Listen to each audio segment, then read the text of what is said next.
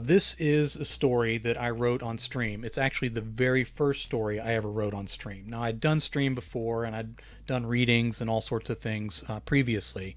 But back in 2019, when I was really kind of trying to find my way of what I wanted to do on this platform, this was the first time I attempted to write a story live from scratch in front of people. It was kind of a messy process. I didn't at the time. I didn't even know if it was going to work. I thought maybe it might be like unwatchable performance art or something like that. But it turned out pretty well, and the people who were watching really enjoyed the story. Now, this story means a great deal to me. I'm going to read the little introduction that I have here on top, and then add a couple more details before we dive in to this revisit of Avalon by Gaslight. So the introduction goes like this. James Louis Butler III, who went by the pen name Brandon Black, did not have what many would consider a substantial catalog of work, but he loved steampunk and wrote short stories in the genre, as well as publishing his own anthology with other authors who loved it too. He was fascinated with alternate history stories within steampunk and encouraged authors to include a full, diverse cast of characters from all genders and backgrounds, taking care to show any other cultures represented with respect. He also enjoyed gaming of all type, particularly tabletop strategy games and roleplay. This story written live is going to be my attempt at a proper tribute. Um, my friend James died, and I knew him for many years, mostly online. I never got to see him in person, and we were actually planning to. And it was back in 2019, like I said. And that year, of course, this was the year before the pandemic, I'd gone to a ton of conventions, so we were traveling a lot. And my family was able to travel with me, so they were kind of doing fun things during the day while I was at conventions. One of those conventions was in Texas, and we made it a family trip. And on our way back from this final convention, we got to stay in New Orleans and stopped a couple more places on the way home. But we planned a few days. Maybe, I don't think it may have been a week, but maybe not that long, in New Orleans. And James lived in New Orleans. He was part of a robust steampunk scene out there. Very much encouraging writing and all sorts of things of that nature. And it may have been like a month or two before this trip, I messaged him and said, "Hey, if you happen to be around, I'd like to meet you for the first time while I'm in town." He said, "Yeah, that would be great." So I didn't really talk to him again much. I went to the convention. We got to New Orleans. One of my sons got sick, so our plans changed a little bit. We were still staying, but my wife had to stay with him, so traveling around wasn't as easy. So I messaged James and I said, uh, if you happen to be around and you can make it down here, I'd love to see you. If that's too much, like if you're too far away and can't make it into the city, I understand." And I didn't hear back from him, and that was fine. And he went home, went on with life and all that. Came to find out a while after that he had actually died between those two communications. So James had died after we talked about meeting and before I sent him that message. So he was no longer here when I sent that message, and thought maybe he read it, just wasn't able to come down. So part of me was like, I kind of wish I'd known, but then part of me kind of likes that I was able to experience New Orleans thinking that he was still there. New Orleans is kind of a city of ghosts, and in a way I was communicating with James after his passing, and kind of felt like he was, still around. And so I kind of had some trouble dealing with the fact that I'd sort of gone all those months without realizing he was gone. And it had been like maybe a month or two after I got back that I haven't heard from him in a while. And when I went to check, I realized that he had passed away. And I sat on that for a long time. It was a good while that I absorbed his passing, and then my way of kind of processing that finally was to write this story in tribute to him. He had a number of anthologies called By Gaslight, and he did Paris by Gaslight. Well, he didn't get around to that one. He did New Orleans by Gaslight. He did Cairo by Gaslight, where we did these alternate history steampunk stories. And he was in the process of putting together Paris by Gaslight, and then he was gone. So I still have the story that I wrote for that still hasn't found a home. But I sat down and wrote Avalon by Gaslight in tribute to my friend James Louis Butler III, who went by the pen name Brandon Black. So this is a revisit of the very first story that I wrote on stream, the very first time that I attempted a live writing, and this is what I produced as a tribute to my friend. Avalon by Gaslight by J. Wilburn. As James Donald and a skeleton crew closed the distance to the double-layered jetty by air, with the captain asleep in a coffin and the sun rising over the Atlantic, the white stone glowed bright, beautiful, and like it floated on a bloody sea. A passing shower ran north along the edge of the coast, obscuring everything beyond the first rows of trees in a gray sheet of falling water. The Orleans Rose could dock by air on the stations extended up and out on the curved arms above the water on both sides of the stone pier. With no attendants on hand, they decided to let air out of the bags above the ship to land on the water and approach the Carolina coast on the surface. They lowered the wagon by harness onto the wet stone, with James and Donald inside. Next, they lowered the coffin. James shouted up, "Leave the latches open so the captain can breathe." "It's raining," a crew member answered. "He'll drown." A train whistle blew in the distance, cutting through the storm. There was no way to pinpoint its exact location or trajectory from out on the water. "No, he won't," Donald said. "Toss down a canvas for cover." As they unhooked the harnesses, the tarp landed beside them. As James sent the harness back up, Donald cranked up the boiler. Steam erupted from a seam where it should not be able to escape. They met eyes over the captain's body. James called for the harness again. 2 men came with it, and they set about disconnecting the boiler from the clockwork of the horseless wagon. James stepped off the wagon and watched the storm pass in front of him. He recalled how he'd gotten word by post that Captain Louis Butler III had missed the rendezvous in New Orleans. It took a few days for the letter to arrive and a few more days for James to join the nervous crew waiting at the house on Touro Street above the French Quarter and Royale. By the time they followed his back trail, Louis, pronounced in the French way, was in a bad shape. James almost wished he hadn't found him at all.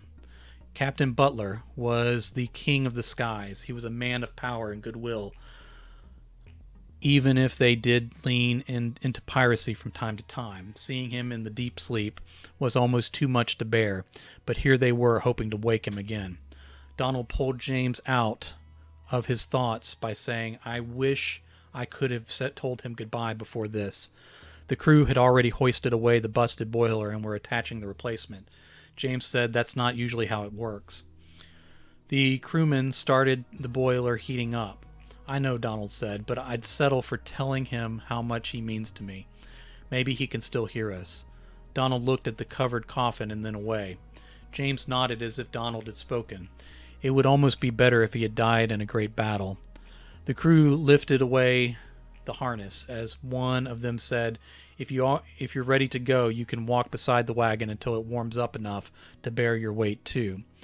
They did. The boiler held true, puffing vapor as it rolled, and they walked the length of the pier toward the deserted market. The concealing storm had passed without ever coming out over the water. Everything dripped, but the sun shone with humid heat.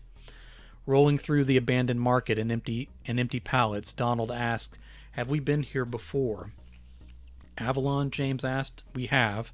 As I recall, it was populated the last time." "And you're sure he lives here, the guy we need?" "Been to his house myself with the captain. If anyone can help, it's him." They stopped on Main Street, with grass growing thick in long, expanding lines. The building stood in ruins. They had seen their share of ruins in the past. They had crossed oceans upon the waves and continents through the air. They'd looked down upon fine ruins made of clean stone, crumbling and collapsing, but still grand, with a sense of history and honor. The condition of Avalon was something else. Wet wood, warped, dark, and unsteady, holes opened in walls, prophesying the destruction to come, given enough future rain and rot. Various metals on frames and bowing roofs tarnished in their unique ways. The copper turned mottled green, and gritty red like the sand in a western desert.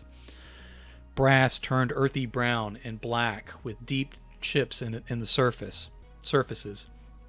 Bronze turned a light green and white color that would not look so bad painted upon a wall. Donald turned his eyes skyward and pulled back the tarp. James pulled up a leather mask over his mouth and nose like an assassin. He elbowed Donald, who covered his own face as well. They then pulled down their goggles to protect their eyes from the deep sleep ailment that overtook the captain. They prepared to set the wagon in motion again, but something rattled above. Flakes of stone and debris rained down on the dying town ahead of them. They observed a grand aqueduct that towered hundreds of feet above and ahead of them. Donald stared in a way that made James think the man had somehow missed it when he looked up at the sky a moment ago. Water sloshed over and fell as if from clouds. This was a waterway and the tracks for trains as well. James suspected that there were multiple tracks, maybe a pedestrian walkway as well. Then the train rumbled by, moving south. If the passenger cars had not been 2 stories tall, they'd have missed the sight. The pristine wood and polished metal showed in stark contrast to the town below. Glimpses of passengers at dining tables looking out over the ocean flashed by like still frames. Some men on top of the cars pointed down at James and Donald. Donald waved at them as they rushed by.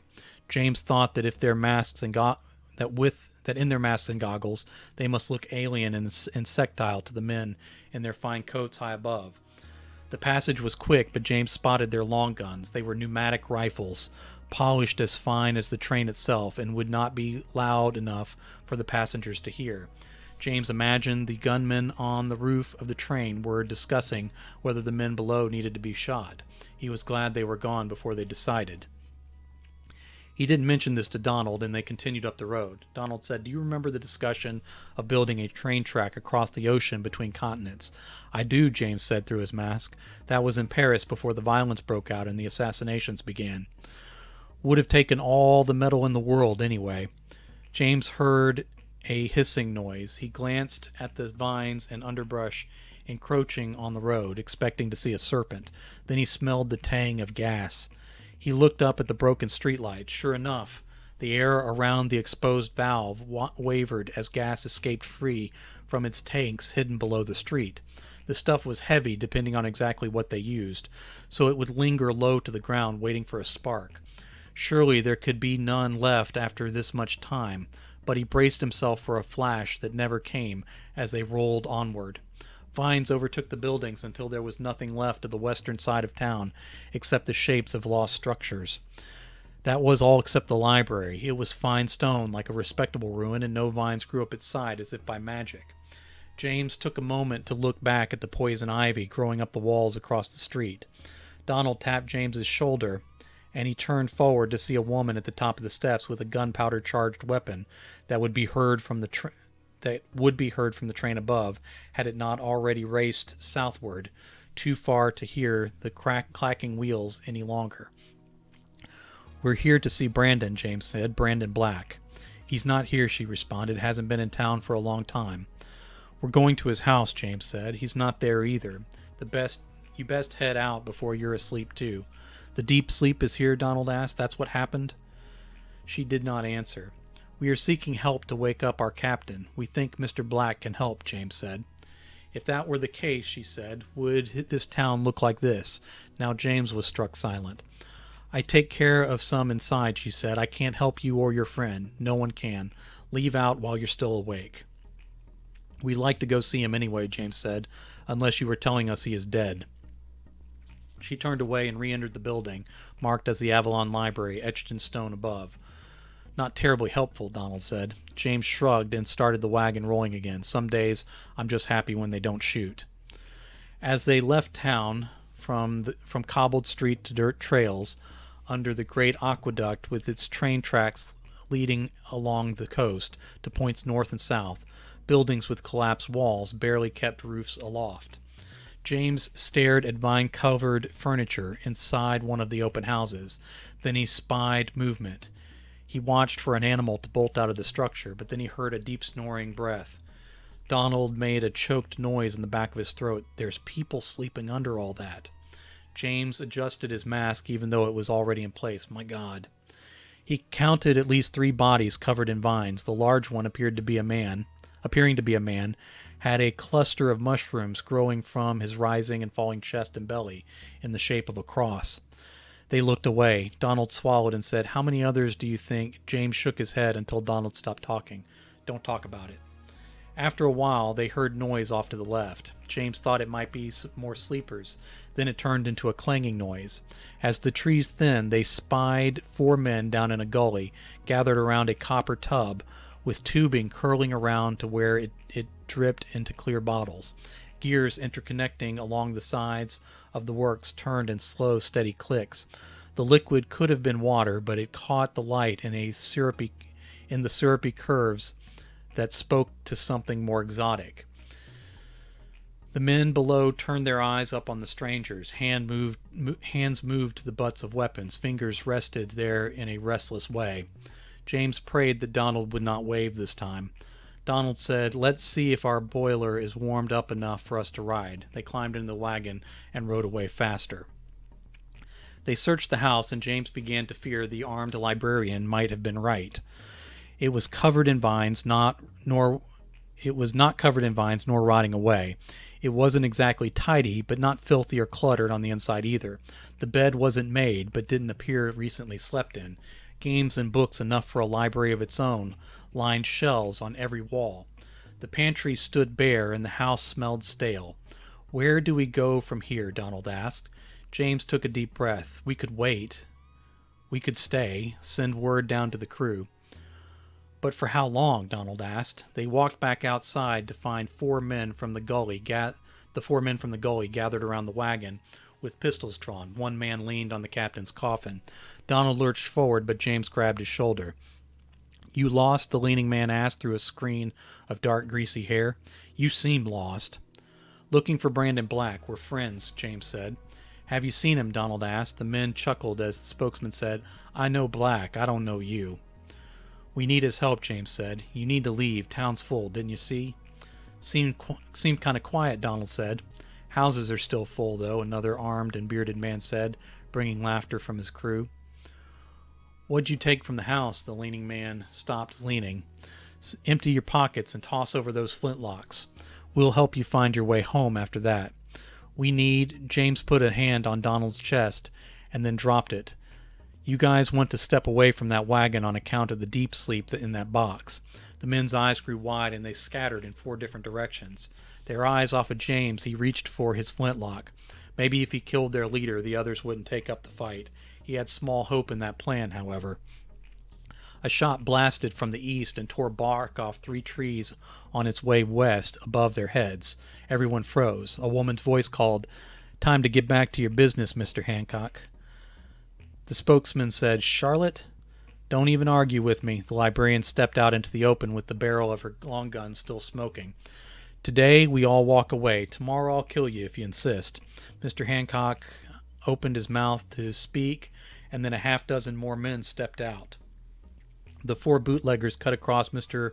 Black's property at a slow pace toward their gully again without another word. Everyone else waited them out. James prepared to thank them all, but then realized the men were from the crew of the Orlean Rose. "Who's watching the ship?" he demanded. One of the men said, "Gerald, Herbert, Sullivan, and that new guy. They'll be fine." "Put on your masks," James ordered. As they complied, Donald asked, "Why'd you help us?" She shrugged and said, "I tried to help you back there too. Since you wouldn't listen, I had to get more help." "Thank you," James said. "Now, Brandon Black." She rolled her eyes before she gave them directions. They found the wide paved area that could have been 3 separate highways, as wide as it was. A center strip of grass had overgrown what had been paving stones and benches for a walkway down the center of the grand highway. James looked back over his shoulder toward Avalon. Partly he feared being followed, partly he was curious. From the highway he could see a large platform train station suspended from the aqueduct a few miles north. Heavy chains locked up the ladders so that no one below could get up to the tracks any longer. They followed the highway west as instructed. Most of the 6 crew members, with James and Donald, walked beside the wagon to take the burden off the boiler. Above them, dirigibles drifted north and south, low over the trees. They seemed to have no fear of bandits' bullets, nor sky pirates bursting forth from the thick canopy stretching in all directions. This made James fear the land was truly deserted. They passed a large cemetery to the south. The stone showed discolored age. Donald pointed out a snake as fat as his bicep, curled around a stone shelf at the bottom of one gravestone. "What do you think it ate?" "Nothing," James said. "It's a copperhead. This is their birthing season." "Lord, how many eggs is it carrying?" "None," James said. "Copperheads give live birth, sometimes 20 young at a time." Donald shivered in the heat and looked away. He took a couple steps away from the overgrown grass median. Beyond the sluggish snake, a family placed a bundle of flowering weeds upon a grassy grave. They seemed to be wearing threadbare Sunday bests. A little farther along, a few men, not the moonshiners from the gully, excuse me, hauled boxes out of a crypt. These did not look like coffins. Whatever their business, whatever they had hidden there for safekeeping, James wanted no part of it. To the north they passed orchards, beginning to go wild. A few groups of people, ranging from children to older adults, gathered fruit in a disorganized fashion. James guessed they were families. He figured they were foraging more than harvesting. The fruit looked small and tough, likely out of season sour in taste. One of the men from the orchard lifted a shovel and approached the highway. James dropped his hand to his flintlock. The man brought the shovel down and cut apart 3 copperheads as they tried to strike the metal spade. "Why do you think they brought a shovel to gather apples?" Donald asked. James lifted his hand away from his weapon, probably for the exact purpose you just saw. They reached the outskirts of another abandoned town. The sign read, "Welcome to 96." Donald asked, "Is that the town's name?" James shrugged and made the turn they had been instructed. The clean white house stood out from its grungy neighbors. A big mountain of a man with dark skin and a broad smile sat on the porch. Brandon Black. "Still around, I see, despite his best efforts." James hailed him and approached. "Doing my best to avoid the likes of you," Brandon Black answered, and stood at the railing looking down. He listened patiently as James explained, and Donald interjected every few sentences. Brandon nodded along, and once they stopped, he said, "Not everything can be fixed, James. You know that." "Can this be?" he asked. "Maybe just this time. Please, sir. The world needs men like the captain." Brandon took a deep breath and said, "Where there's life, there's hope, so I won't stop you from hoping." "Will you help?" Donald asked. "I'll try my best, but not every loss can be absorbed in a day. This will take time to heal, and it may not turn out exactly how you want." "What do we need to do?" James asked. "You'll need to let him go," Brandon said. "You've taken him as far as you could. Now it is time to leave him." "We're not leaving him," Donald said. James just stared. Brandon raised a hand and said, "However this turns out, I will take care of him. I'll do right by your man and our friend. You have my promise." James turned to Donald and said, "Go back to the ship. Continue the work. I'll stay here until it is over one way or the other." Donald shook his head. "I'm staying too." Before the whole crew could join in, James said, "I order you to go on. There are adventures left to be completed and treasures left to find. I'll contact you in the future once we know the ending of all this." Donald tried to blink away tears and failed. He turned his back and watched the blurry ships drift by overhead. "It won't be the same." James touched his shoulder and then let his hand fall away.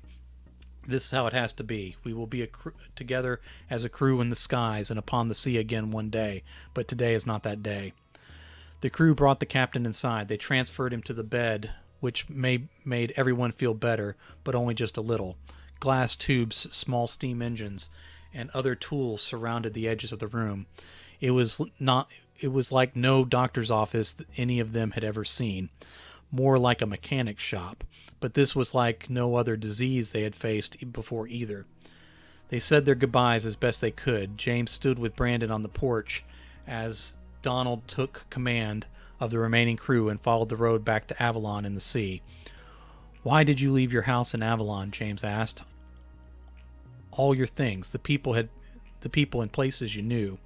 Brandon said, "It was time to move on. I didn't pick the time or the circumstances, but that didn't change the fact of the matter." James cleared his throat and asked, "Is this it? Is this the end of his journey? Was there ever really any hope?" Brandon waited until the crew was out of sight before he answered, "I don't know what's next, but we'll figure it out and do our best." They watched the sunset, and James thought he saw a glimmer of the Orlean rose rising into the air without him.